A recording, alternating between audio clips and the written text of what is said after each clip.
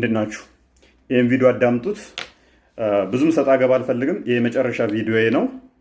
ለሰው ወይ ጋር እንደዚህ አይነት ለወረደ ሰው መልስ የሚመልስ ሰው አይደለም። ምክንያቱም እኔና ኤቢሲ እኩል አይደለም። ኤቢሲ ማለት ስሙን እንኳን መጽሐፍ ከብዶት ቲክቶክ በከፈተ ሰዓት ኤቢሲ ብሎ የከፈተ ገና ኋላ ቀር የሆነ ሰው ነው። እኔ ደግሞ ከአንድም 2 ዲግሪ ያለኝ የጤና ባለሙያ ነኝ። ስለዚህ ሜንሽን ባታደርጉኝ ይመርጣለሁ። ወደ መልሱ ግን ስንሄድ ማለት ነው የደደብነቱ ደደብነት ወይም ደግሞ ያላዋቂነቱ አላዋቂነት የፈጠረበት ጥያቄ ራሱ ቡዳህ የምትለዋን እንግሊዘኛ ቃል ምን ብለህ ተረጎምካት? ቡዳህ የምትል ቃል አለ ዋል ኦፍ ቡዳህ ይላል። ያ ምን ብለህ ተረጎምከው? ምን ማለት ነው ቡዳህ ማለት? የመጀመሪያ ነገር ይሄኛውን ነገር ማወቅ መቻል አለበት። ቡዳህ ማለት the wall of water ሲሆን ያም wall of water ምንድነው? የውሃ መያዣ ሲሆን እሱም 3 ሜትር ስፋት በ3 ሜትር ተኩል ጥልቀት ያለው አካል ነው። ስለዚህ እዛ ጋር እየተደረገ ያለው ነገር ምንድነው? እንደዛው የውሻና የወራባ ደም አለበት ነው እየተባለ ያለው። ቢኖርበት ነው እየተባለ ያለው። ቢኖርበት ነው። ጥያቄያዊ ነው። ገብቷል? ቢኖርበት ምን ይደረግ ነው? አንተ ግን ድፍን ስለሆንክ የጻፉልህን ሰዎች ወይም በቃል የነገሩህን ነገር ብቻ ስክሪፕቶ ስለያዝክ አዋቂ ሆንክ መስሏል። እሷን ለመሸፈን በጣም ድርቁር ያልክ መሀይም ነህ። ሰው እኮ እንግሊዘኛ ቡዳህ ብለህ ምን ተርጉመህ የመጣኸው እዚህ ጋር? በዚህ ልክ ነው እንግዲህ የወረደው ማለት ነው። ለእንደዚህ አይነት ተራ ሰው ነው መልስ ሰጥ በጣም ነው የሚዘገነኝ። ለዛ ነው ይሄን ያወራችሁ ያለው። ከዛ በተረፈ ደግሞ ዝንብ ምናምን ብሎ ምናምን ሊሸፈትል ሞከረ። ዝንብ ማለት ይኸውልህ ይሄም ትልቁ ማህይምነትን ሳይንስ የሚባል በረገጠበት ረግጠ ማታል አካባቢ ሳይንስ እንኳን 4ኛ ክፍል እንዳልተማርክ የምታሳይ ሰው ነህ። ቢኮዝ ኦፍ አካባቢ ሳይንስ ላይ እንኳን ማለት ነው ሳይንስን የሚያቅሰው ጎግል አድርጎ ሳይንስ ያነባል። ዝንብ ማለት አንቲዶት በቀኝና በግራ ክንፏና በቀኝ ክንፏ በግራው መጥፎውን ስትይዝ በቀኙ ደግሞ ማርከሻውን ማለት ነው። ከመርዞ እስከ ማርከሻው ነው የተሰጣት።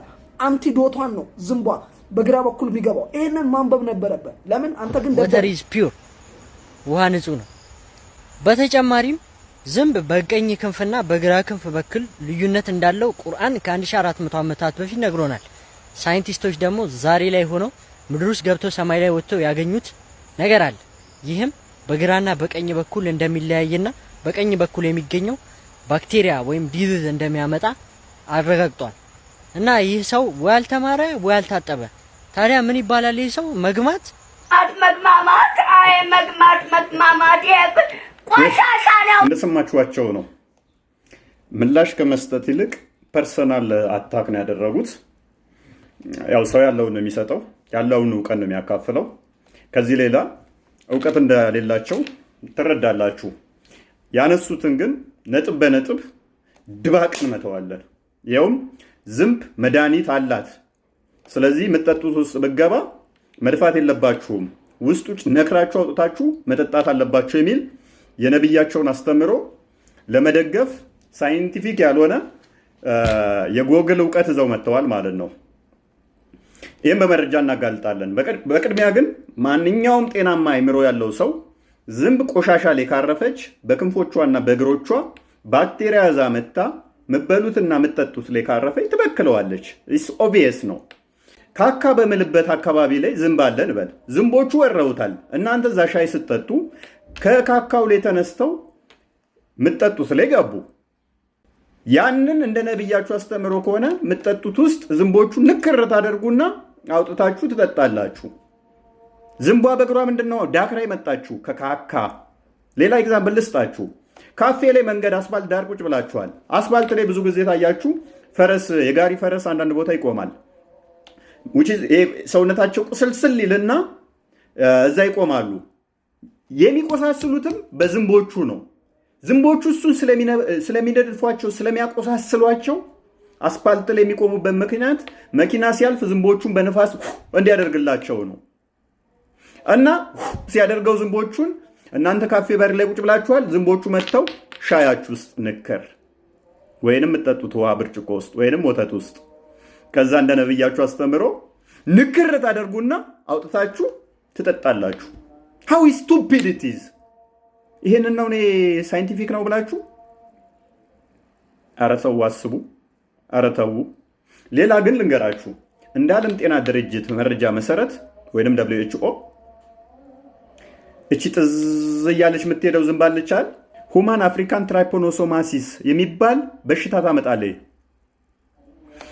ይሄ በሽታ ወይንም ስሊፕ ሲክነስ ይባላል። በአመት እስከ 100,000 ሰው ይገላል። ስፔሻሊ ኢስት አፍሪካ ላይ ነው ደግሞ የበሽታ ያለው።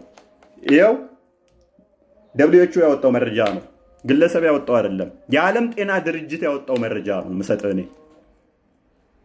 እንዴት ነው እኔ ከፍቅረኛዬ ጋር ቁጭ ብዬ ካፌ ላይ ከካካ ላይ ብለው የመጡ ዝንቦች ሻዋ ውስጥ ሲገቡ ዝንብ መድኃኒት በክንፏ ዛለች ብዬ ሻዋ ውስጥ ጭራሽ ጭምቅ አድርጌ ወደ ውስጥ ነክሬያቸው አውጥጬ ጠጪ ምላት? አይምሯችሁን አሰሩት እንጂ ይህ ጤናማነት አስተሳሰብ አይደለም። አንድ ሳይንቲፊክ ኤቪደንስ አታመጣም። የዓለም ጤና ድርጅት ነው ያለ ስለ ጤና ጉዳይ የሚያወጣው። ዝንብ መድኃኒት ነች የሚል የሰራበትን ስጠኝ መረጃ። እኔ ይሄው ሰጣለሁኝ። ዝንብ ገዳይ በሽታ እንደምታመጣ እንደምታስተላልፍ ማለት ነው። አንተ እስቲ ገዳይ በሽታ አታስተላልፍም የሚል አምጣ። ሁለተኛው ምንድነው? እሱ ስለ ነብያቸው ያልኩበት ላይ ነበረ። የሞተ ውሻ የተጣለበት፣ እንደገና ደግሞ ሴቶች ፔሬድ የነካው ጨርቃቸውን የጣሉበት፣ እንደገና ደግሞ ቆሻሻ የተጣለበት ውሃ አይበከልም ንጹህ ነው ብለዋል ነብያችሁ ስል ውሸት ነው አላለም የሚል ክርክር አንጥታችኋል። ሐዲሳችሁ ምንድን ነው የሚለው? እናንብበው አብረን። ሱናን አቢ ዳውድ ነው 67 ላይ ነው። ናሬትድ አቡ ሰይድ አልኩድሪ I heard that the people asked the prophet of Allah, water is brought for you from the well of Buddha. It is well in which dead dogs, ministerial clothes, and excrement of people are thrown. እንዲህ ሲሉት ነብይ ሲጠይቁት ሰማሁኝ። ውሃ መጥቶልሃል። የመጣው ውሃ ከቡድሃ ከሚባል ጉድጓድ ውስጥ ነው። በዚህ ጉድጓድ ውስጥ ደግሞ የሞተ ውሻ፣ ሴቶች ፔሬድ የነካው ጨርቃቸው እና ኤክስክሪመንት ኦፍ ፒፕል የሰዎች ካካ የሚጣልበት ነው አሉት። ነቢያችሁ ምን ቢል ጥሩ ነው? The messenger of Allah replied, verily water is pure and is not defiled by anything. ውሃ በጣም ንጹህ ነው፣ በምንም መልኩ ሊረክስ አይችልም ነው ያላቸው። ቡድሃ ምንድን ነው? ቡድሃ ምንድን ነው ታውቃለህ? 3 ሜትር በ3 ሜትር ማለት ነው። ምን አስጨነቀኝ እኔ ታዲያ? 3 ሜትር በ3 ሜትር የሆነ ጎሬ ውሃ ውስጥ እሺ፣ የሞተ ውሻ ተጣለበት፣ ካካ ተጣለበት፣ ሴቶች ፔሬድ የነካው ጨርቃቸውን ጣሉበት። በዛ እሱን ትጠጣለህ፣ እሱን ትታጠብበታለህ። አይቆሽሸም ማለት ነው። 6 ክንድ ይላል እኮ። እኔ ምን አስጨነቀኝ? 6 ክንድ ማለት 3 ሜትር ነው። ይሄን ማያቅ የለም። እዚህ ክርክር ውስጥ ምን አስገባኝ? አሁን 3 ሜትር ነው። ኦኬ 3 ሜትር የሆነ ውሃ ጥልቀት ውስጥ የሞተ ውሻ የተጣለበት፣ ካካይን ያልኩበትን፣ ሴቶች ፔሬድ ጨርቃቸውን የጣሉበትን ትጠጣለህ ማለት ነው። ውሃ ደግሞ አንደኛው ያኛው ደግሞ ምን አለ?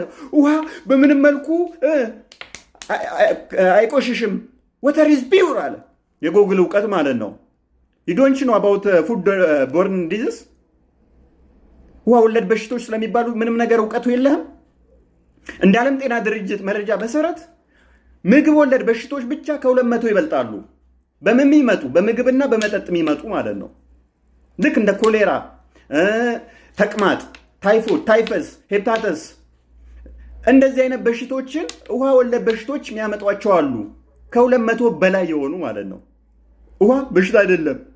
ካልሆነ እስቲ እኔ ቤቴን ወልውዬ ላጠጣሃ፣ ካልሆነ ሽንት ቤቴን ወልውዬ ላጠጣሃ፣ ካልሆነ እኔ ጥንብ አጥቤ ሰው ሲሞት አጥቤ ወይንም ደግሞ የፈረስ ምናምን ሲሞቱ እነሱን አጥቤ ላጠጣሃ። ውሃ ንጹህ ምንም ማይረክስ ማይቆሽሽ ከሆነ በተቅማጥ ብቻ ከምግብ ወለድ ጋር ተያይዞ በአመት ከግማሽ ሚሊየን በላይ ሰው እንደሚሞት የዓለም ጤና ድርጅት መረጃ ያሳያል። ኬት አምጥተው ነው ውሃ አይበከልም የሚል ሎጂክ ያስቀመጥከው? እስቲ የዓለም ጤና ድርጅት ያወጣው መረጃ አንጡ። ሙስሊሞች ሲጨንቃቸው የጻፉትን አይደለም፣ የመነጫጨሩትን አይደለም። በኋላ ዲስከስ ማድረግ እንችላለን። በተረፈ ፐርሰናል አታውቁን። እዛው 2 ዲግሪ ያለኝ who cares? ለምን 4 ዲግሪ አይኖርም? እኔ ማዝነው አንተ ፋርማሲ መጥተው መድኃኒት የሚገዙ። ምክንያቱም እርግጠኛ ነኝ ያልታዘዙትን መድኃኒት ልሰጣቸውና ልገላቸው ትችላለህ። በጤና ጉዳይ ግን እመለስበታለሁኝ። ሀሁ አስተምርሃለሁ። በጤና ጉዳይ ላይ እንደ ሀሁ አስቆጥራለሁ ፊደል። በሰፊው ወደፊት ስለመመለስበት ነው በጤና ጉዳይ ላይ ሳውን ዝም ያልኩት። ቴንክ ዩ